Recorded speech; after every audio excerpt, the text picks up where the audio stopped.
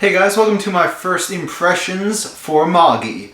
Now I'm mad. I am mad. So why am I mad? Well, as you may know, I have had Magi in my manga collection for well over a year now, and I didn't actually start reading it until very recently. And I'm mad at myself for not starting it earlier because, based on the first two volumes I read, Magi is amazing. And I'm really not gonna lie, it kind of blew me away with how good these first two volumes were. So I read pretty much the first arc of this series, and small spoilers for the first two volumes of this series if you have not read Manga yet. It follows the two main characters, Aladdin and Alibaba, as they go to conquer a dungeon. I just love the way that these two characters were introduced into the story. And you know, the whole reason for any of this happens is them being in the right place at the right time. The way it's done, it sets up the world really well, and this is themed after Arabian Nights, which is very, very original for a manga. I don't think I've ever seen a manga with this type of theme. I mean, I'm sure there have been a few, but none like this. And you know, we get to see a lot of places. We get to see a bazaar, we get to see a big old city. It's all pretty great. And of course, we get to see the crazy dungeon. Dungeons have been showing up all out of nowhere. No one has been able to conquer them. Everyone just dies. But you see, Aladdin's got his pal Ugo, this djinn that's living inside of his flute. He can do all sorts of crazy shit. So the series is really quick to build up the world, which is really, really great. It makes the world feel alive and vibrant right off the bat. Also gives the story like this huge epic feel, because this arc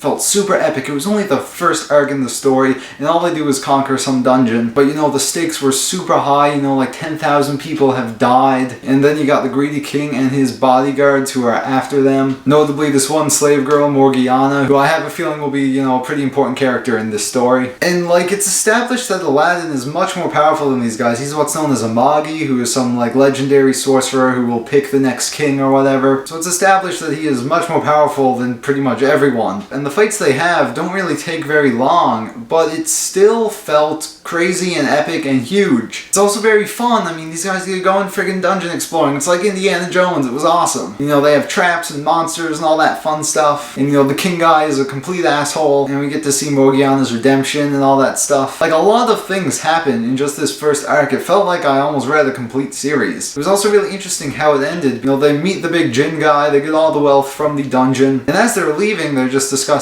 well, where to next? And I figured, oh, Shonen Battle Manga, they're just gonna like team up and go conquer all the dungeons, but no. Aladdin just like pieces out. And Alibaba is now like a hero for conquering the dungeon, and he stays there, and he's still waiting for Aladdin to come back, and he's like not coming back. So props to you, Magi, for not being super cliched. So far, I've just been blown away by the story. It's very exciting, very original, and I can't wait to see where it's going. There are a few other things I want to talk about. First off, the art is very, very good for a Shonen Battle manga. I mean, they generally have pretty good art anyway, but there was something really interesting about Magi when compared to all of the other Shonen Battle manga that it will obviously be compared to. And I think this is one of the reasons why it was so good. Shinobu Otaka, the mangaka for Magi, this was actually her second big series. When you look at almost every battle manga I can think of, you know, One Piece, Naruto, Bleach, you know, all the really super big popular ones, those mangaka were just starting off. Like, this was their first big series. And you know, as the series goes on, they definitely gain a lot more experience, and the series usually get better over time. Like, One Piece starts off pretty good,